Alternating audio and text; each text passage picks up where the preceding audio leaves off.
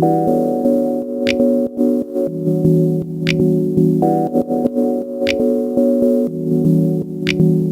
une petite présentation de ce qu'on va déguster ce soir. Raconte-moi un petit peu, mets-moi en... Les petits sashimi, on va travailler sur le homard breton, on va travailler sur le chou-fleur, le citron confit, on va travailler sur les tourteaux normands bien sûr, on va décliner tout l'univers des fruits rouges, les framboises, les fraises, tout ce qui va être citron aussi rafraîchi, donc le calamansi, qui est un petit citron du Vietnam. Tout cet univers va être décliné ce soir, un petit cabillaud de ligne servi avec un beurre blanc. Les gambas à la plancha. Mais alors là, tu me donnes des quantités d'aliments. Quelle est ta pâte en cuisine? La saisonnalité. Voilà, l'esprit, le moment et la saisonnalité. C'est-à-dire que la cuisine, c'est pas de dire tiens, on va faire ça demain. C'est déjà de rencontrer les gens avec qui on travaille, tous les acteurs de ma cuisine. Et par exemple, Baptiste, mon maraîcher, je lui dis les tomates, et les tomates, on les a attaquées il y a une semaine. Voilà, elles sont prêtes, on fait les tomates. Après, là, on fait des cabillots de ligne, parce que j'ai appelé mes marailleurs, ils m'ont dit on a les petits cabillots de ligne, c'est magique.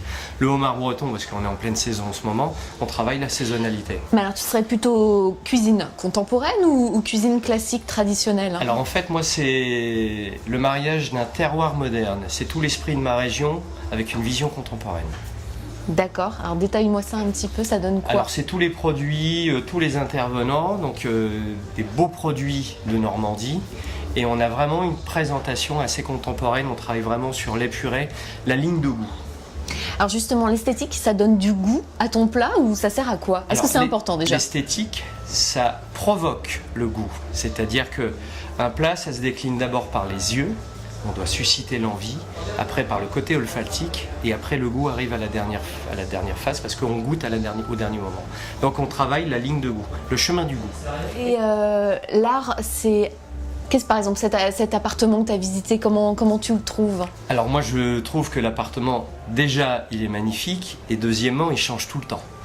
Donc il est en mutation permanente, c'est-à-dire que comme par exemple on pourrait définir ma cuisine qui est l'esprit de la saisonnalité, eh bien Armelle et Joël ont vraiment un appartement qui se décline vers l'air du temps au fur et à mesure, sur les couleurs, sur les tendances, sur leurs envies personnelles. Et on trouve un lieu qui change avec leur vie. Alors on va parler un peu de ton parcours, tu as une étoile au guide Michelin. Tu es passé par quelle grande maison? Aucune. Ah bah super. C'est mon travail. Alors tu as appris sur le tas, sur quel tas tu as appris? Alors moi j'ai un parcours classique, donc j'ai fait un apprentissage de cuisine et j'étais chef à 25 ans. Comme ça? Voilà. T'as pas un maître? Non. Non. Enfin j'en ai plusieurs maîtres à la maison, mais ils nous servent uniquement à mesurer les tables. Bon, mais c'est pas un parcours classique ça, comment c'est possible? Comment on peut se retrouver avec une étoile sans avoir fait des grandes tables? De la rigueur, de la discipline, c'est un quotidien, c'est rigueur, discipline, quoi qu'il arrive. Voilà, créativité. Puis c'est pas parce qu'on passe dans une grande maison qu'on devient bon. Hein. Et la deuxième étoile chaque chose se construit au fur et à mesure. C'est-à-dire que si on veut une deuxième étoile, il ne faut pas se dire on va aller chercher une deuxième étoile. Il faut continuer à travailler dans son sérieux, dans sa constance, dans sa régularité et toujours aller chercher un peu plus le détail. Et surtout pas se mettre martel en tête en se disant si je fais ça, ça sera une deuxième étoile. Il n'y a pas de plat de 2 étoiles. Un plat de... La sensibilité, ça se retranscrit comme ça. Vous êtes sérieux quand même les chefs, hein? Totalement. Hyper sérieux.